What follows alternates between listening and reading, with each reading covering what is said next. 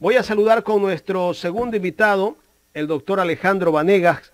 Él es constitucionalista. Con él vamos a hablar sobre el proyecto de reformas a la Constitución, sobre el tema de las Fuerzas Armadas y la crisis en el Consejo de Participación Ciudadana y Control Social. Doctor, ¿cómo le va? Buenos días.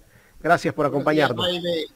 Qué gusto saludarlo a todos los radioyentes y a todos los que nos ven por las distintas plataformas. Gracias por la gentil invitación.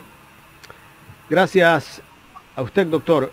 A ver, doctor, este debate que nos tiene a todos como distraído, yo no sé si a veces lo que el presidente presenta lo hace con un propósito para distraer a la gente y tenerla allí debatiendo temas mientras por ahí no se está haciendo las cosas que tienen que hacerse o se están haciendo otras cosas que el pueblo tal vez no le interesa. Bueno, mire, lo que yo creo es que el gobierno desde el inicio lamentablemente ha improvisado en distintas situaciones relacionadas con políticas públicas que ya tenían que estar preparadas, que supuestamente estaban elaboradas en el Plan Nacional de Desarrollo y que no se han visto reflejadas, por ejemplo, en materia de seguridad. Desde antes de la entrada de este gobierno actual se sabía la situación delicada que vivía el país en seguridad y también en los centros penitenciarios. Y no solo es que no se ha remediado, sino que se ha empeorado esta situación en el gobierno actual. Vemos la misma situación en salud, en educación, en vivienda, donde pues las políticas públicas no han servido para mejorar la calidad de vida de los ciudadanos ecuatorianos. Claro. Y el presidente siempre nos dice que cuando quiere hacer algo, ¿no?, que con eso va a solucionar los problemas. En el caso del tema de inseguridad, dice que para solucionar la inseguridad que vive el país hay que aprobar esa consulta popular. Y esa es la solución. Así lo dice el presidente. Ayer mandó otra perla. Él dice que con el tema del censo penitenciario hay solución para las cárceles. Con el censo se puede solucionar algo que no lo ha hecho en 17 meses este gobierno. ¿Qué le deja el censo? Simplemente una estadística de lo que está pasando con los que están detenidos. Pero él tiene que invertir recursos para poder solucionar los problemas, prestarle atención. Pero lamentablemente este gobierno no lo está haciendo, doctor. Y en efecto, es decir, esas políticas públicas de combate contra la seguridad, constantemente escuchamos al gobierno que las tiene, que son confidenciales y que van a permitir subsanar y solucionar las faltas de zozobra que viven los ecuatorianos. Pero en realidad lo que vemos es que lamentablemente por todos los rincones del país hay crimen organizado que debe ser combatido, que debe ser terminado, que deben ser procesadas todas esas personas involucradas y que los ciudadanos ecuatorianos, que somos más, los de bien, los que trabajan honestamente, puedan vivir libres por sus calles. El gobierno sigue improvisando y esa improvisación lamentablemente está afectando la estructura del Estado, está afectando los negocios, está afectando la vivienda. Imagínense cómo viven en Esmeraldas. Es una situación terrible, lamentable. Ya. Doctor, volviendo al tema de la reforma constitucional que plantea el gobierno para las Fuerzas Armadas, ¿cuál es el meollo del asunto? ¿Qué es lo que está planteando el presidente de la República? Que dice que se requiere que las Fuerzas Armadas también apoyen a la Policía Nacional en el combate a la delincuencia y el crimen organizado. Pregunto, ¿las Fuerzas Armadas en ese proyecto de reforma también se la va a considerar o va a haber un presupuesto para capacitarlas? Porque en realidad las Fuerzas Armadas están capacitadas para otra cosa. Mire, el uso de las Fuerzas Armadas para combatir la delincuencia no es algo nuevo, lamentablemente. Es decir, que otros países en Latinoamérica lo han utilizado con la finalidad de, en situaciones excepcionales, poder combatir el crimen organizado, como una ayuda suplementaria, complementaria. Esto ya lo hemos visto en México y lo hemos visto en otros países.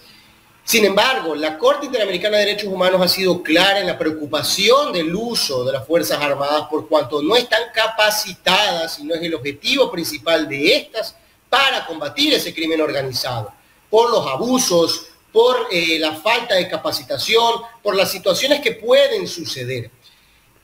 Para combatir la delincuencia, usted necesita una política criminal, necesita poder comprender, entender, analizar la situación y la realidad nacional y mediante esto utilizar las medidas adecuadas y necesarias.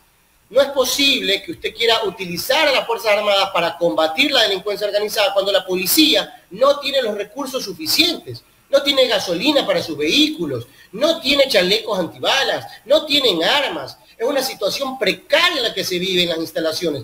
Vayan al UPC más cercano y vean cuál es la realidad de la Policía Nacional. Y entonces, sobre pretexto de que ellos no son suficientes para combatir la delincuencia, vamos a utilizar una pregunta y a las Fuerzas Armadas para que suceda exactamente lo mismo. Porque si no hay planificación, no hay coordinación y no hay recursos, es imposible poder combatir la delincuencia. ¿Cuántos votos requiere el Ejecutivo para que la Asamblea le apruebe esa reforma? Mire, cuando uno quiere reformar la Constitución, tiene tres vías: enmiendas, reforma parcial y asamblea constituyente. En las preguntas de reforma parcial tiene que pasar por 2 debates dentro de la Asamblea Nacional y luego del segundo debate entra a votación para con la mayoría absoluta, no calificada, mayoría absoluta es mitad más 1 de todos los integrantes de la Asamblea Nacional, pueda elevarse al Consejo Nacional Electoral esa pregunta y llamar a un referéndum para que la ciudadanía vote.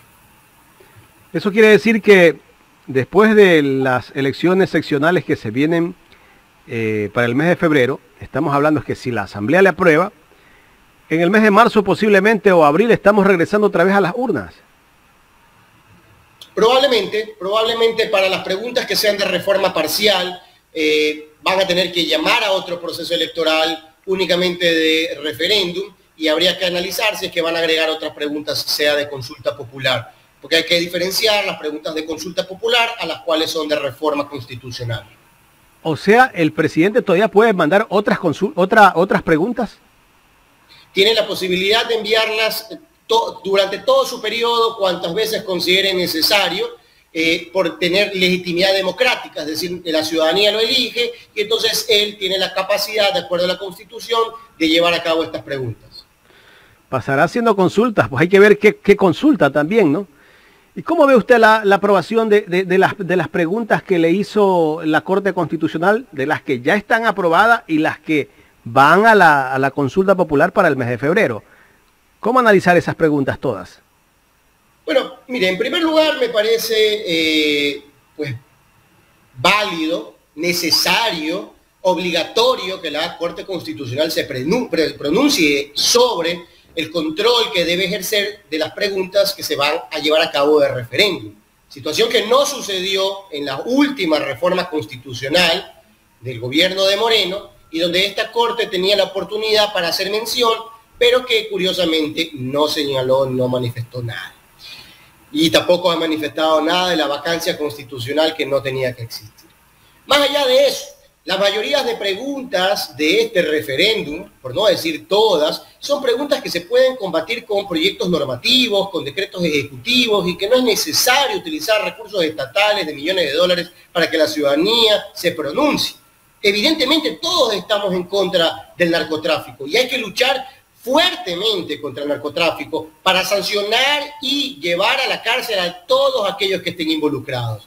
Pero, sobre pretexto de este combate que hay que llevar contra estos crímenes, delitos y crímenes organizados, y grupos organizados, perdón, no podemos decir que con la extradición se va a solucionar la realidad nacional. Porque aquí hay que entender que el problema viene de raíz, y si no se combate de raíz una situación como esta, no va a permitir darle vuelta a la situación que estamos viviendo. Ayer conversaba con el doctor Ramiro Aguilar. Ahora que el presidente se ha dedicado a tildarnos a todos los que estamos en contra de su consulta, somos narcodelincuentes. Y él se reía, me dice, Jaime, ¿tú crees, Jaime, me dice, que los narcos van a buscar a los opositores del gobierno para hacer negocios, para pasar su droga o para llevar la droga donde ellos quieren o tener poder dentro de algo. No, ellos buscan al poder, buscan a quien está en el poder, a quien está ejerciendo el gobierno en este momento. Pero el presidente se ha dedicado a descalificar a todos los ecuatorianos que nos oponemos, porque yo me opongo a su consulta mañosa, así lo he dicho yo en este espacio, y lo vuelvo a repetir las veces que quiera.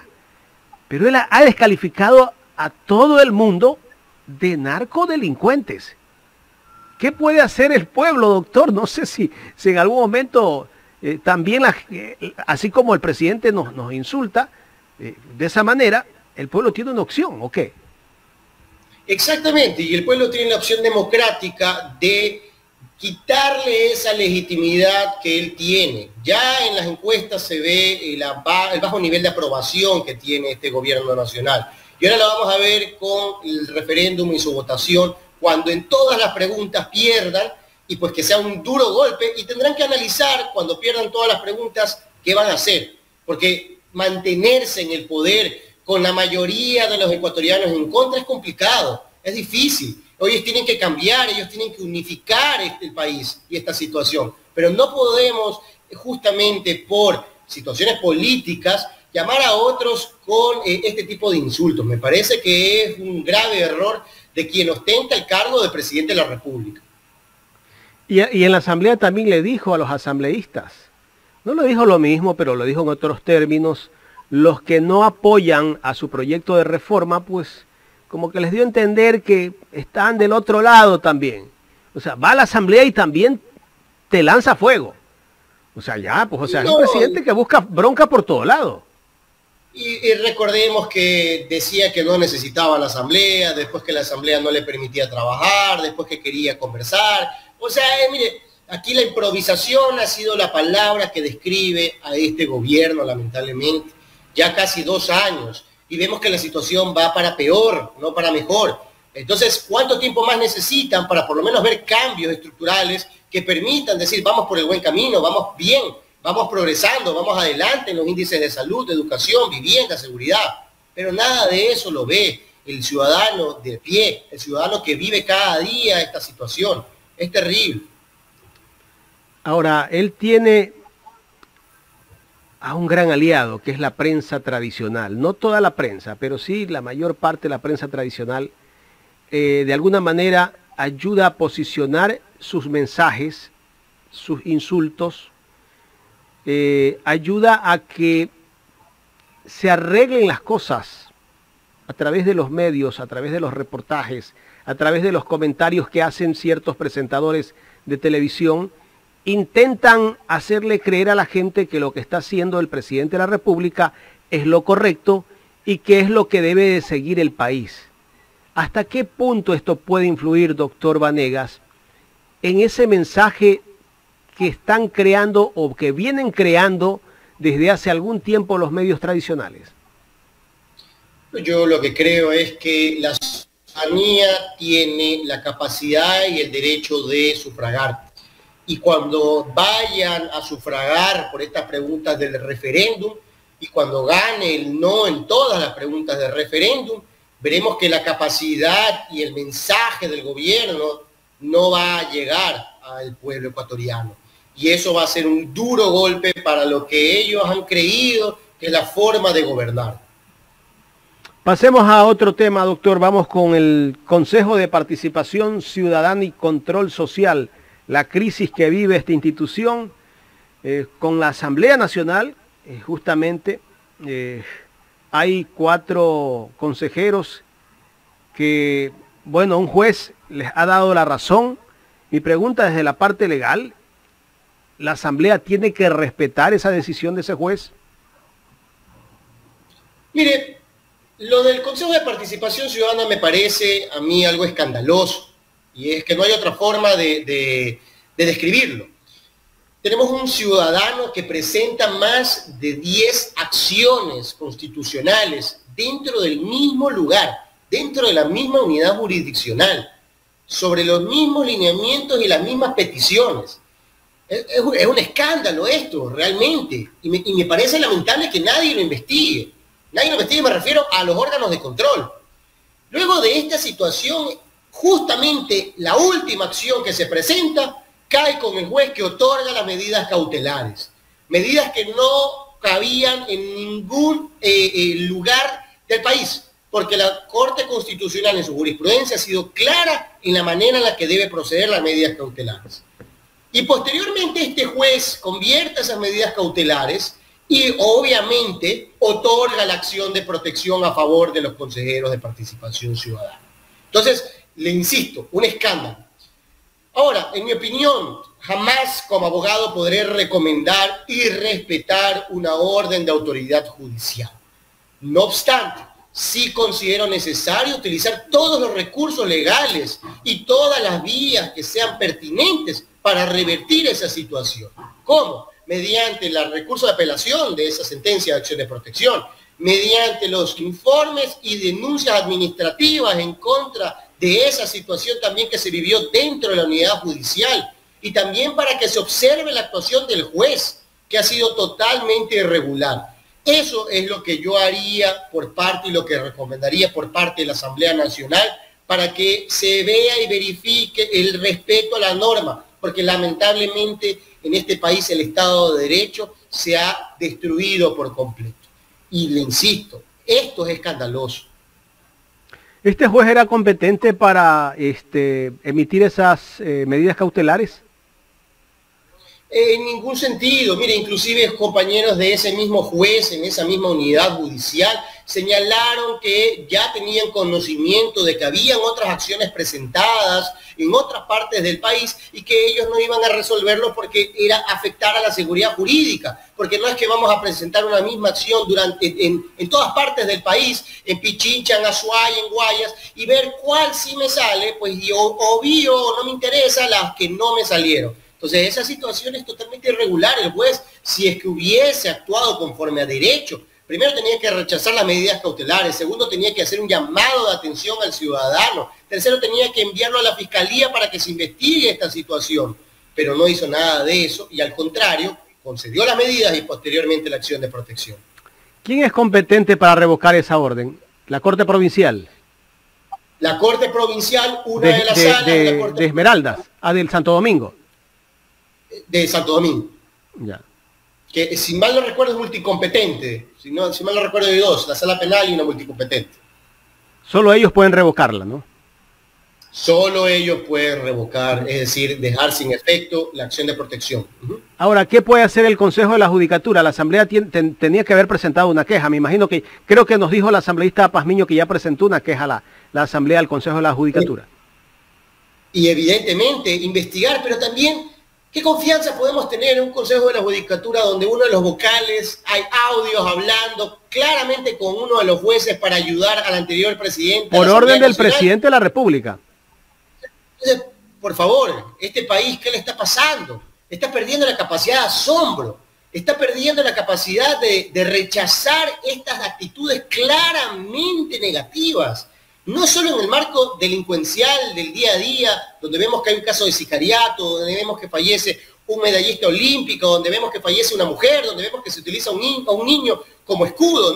Ya eso es escandaloso y ahí hemos perdido la capacidad de asombro también. Pero ahora también lo vemos en las instituciones del Estado. Y tenemos a personas que públicamente audios se han filtrado, ayudando a servidores, presionando, haciendo situaciones totalmente regulares, y vemos otros miembros de otra institución donde utilizan 14 acciones de protección para mantenerse en el poder. Es decir, hemos perdido la capacidad de asombro. En el Ecuador ya nada le sorprende lamentablemente a la ciudadanía aparentemente, y eso creo que es grave, eso es un error. ¿Y qué ha hecho la justicia con respecto a todos estos escándalos, a estos audios filtrados que se hicieron públicos? ¿Qué ha hecho la justicia?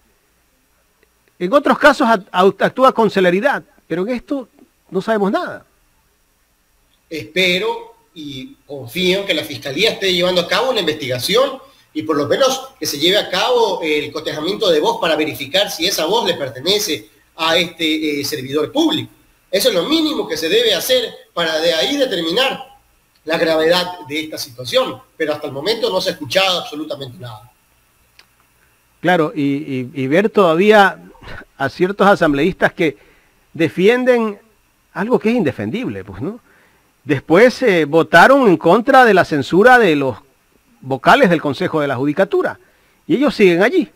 Salieron ganadores, más vale. ¿Eso qué demuestra, doctor, de todo lo que hemos visto después de esta denuncia? ¿Qué demuestra? ¿Quiénes están detrás de todo esto? Exacto, se evidencia dónde se está manejando o en qué lugares se manejan las esferas del poder, la concentración del poder y la capacidad de toma de decisiones para situaciones que lamentablemente no han sido tan transparentes como deberían. Correcto, doctor Alejandro Vanegas, constitucionalista. Doctor, me gustaría ya ir en la recta final de esta entrevista.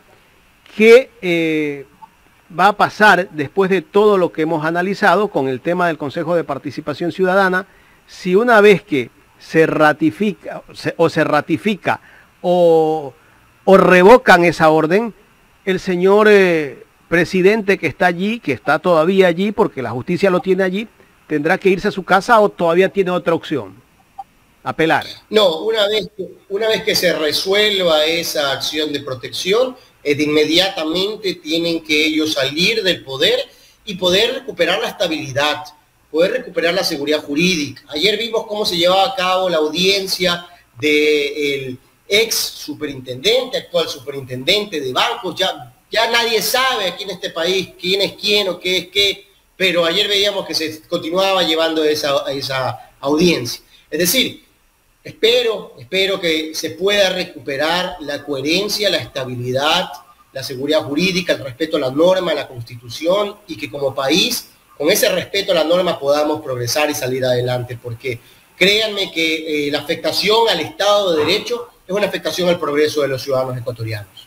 Lo que hizo el Consejo de Participación Ciudadana y Control Social, elegir a un nuevo superintendente de bancos, ¿está en su derecho legítimo la mayoría que lo hizo o no? No, mire, elegirlo tal como designarlo, sí, posesionarlo imposible. Solo la Asamblea Nacional puede posesionar a las autoridades y eso está en nuestra Constitución hace más de 100 años, porque es justamente el poder más democrático, el que la ciudadanía elige, hay mayor representatividad. Entonces, lo que se ha hecho, le insisto, mire, y perdón que sea repetitivo y reiterativo, Jaime, usted sabe que normalmente no soy así, pero es escandaloso. Lo que vive el país lamentablemente es escandaloso y no tengo otra forma de describirlo. Pero dice el presidente Ulloa que es de manera simbólica. Mire, la posesión. Él podrá señalar eso, pero los documentos evidencian otra actuación. ¿Esto podría ser otro tema para juicio político al presidente y a su mayoría? Yo creo que primero la justicia constitucional tiene que resolver esa acción de protección a la concordia que fue erróneamente dada y posterior a esto analizar la necesidad o no de un nuevo juicio político. En otro tema, doctor, ¿cómo analizar? El gobierno está pidiendo revocar la libertad de la acción de protección para Jorge Glass. ¿Acción de protección o medidas cautelares? Medidas cautelares. ¿Cómo analizar esto? El gobierno pidiendo que se revoque esas medidas cautelares para que Jorge Glass vuelva a la cárcel. ¿Hasta qué punto puede tener la posibilidad de revocarse esto? Bueno, mire, Jorge Glass debe o tenía, nunca tuvo que haber estado dentro de un centro penitenciario ni un solo día, pero más allá de eso, mediante la persecución jurídica y política que vivió, él tuvo que haber salido ya hace más de un año, cuando se otorgaron las medidas cautelares a favor de él por parte de la Comisión Interamericana de Derechos Humanos. Lamentablemente el gobierno anterior y el gobierno actual han respetado justamente esas medidas y pues él se mantuvo dentro del centro penitenciario. Luego, con las distintas acciones de habeas corpus que se presentaron, también tuvo derecho a obtener su libertad y lamentablemente la justicia no actuó conforme a los lineamientos de la Corte Interamericana, de la Comisión y de la Corte Constitucional.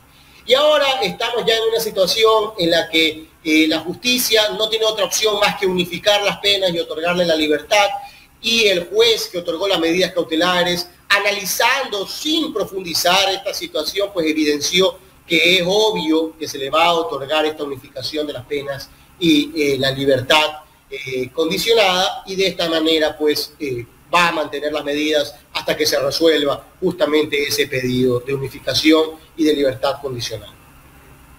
¿Qué criterio tiene usted sobre el linchamiento mediático que se ha hecho contra el juez que le otorgó las medidas cautelares a Jorge Glass? Que sería oportuno también investigar al juez que otorgó las medidas cautelares y la acción de protección en la Concordia. Correcto. Doctor, quiero agradecerle, gracias por habernos dado parte de su tiempo para conversar aquí en este espacio. Muchas gracias, Jaime. Cuídese mucho. Gracias al doctor Alejandro Vanegas, constitucionalista. Hemos hablado del proyecto de reformas a la Constitución, sobre el tema de las Fuerzas Armadas y la crisis que existe en el Consejo de Participación Ciudadana y Control Social.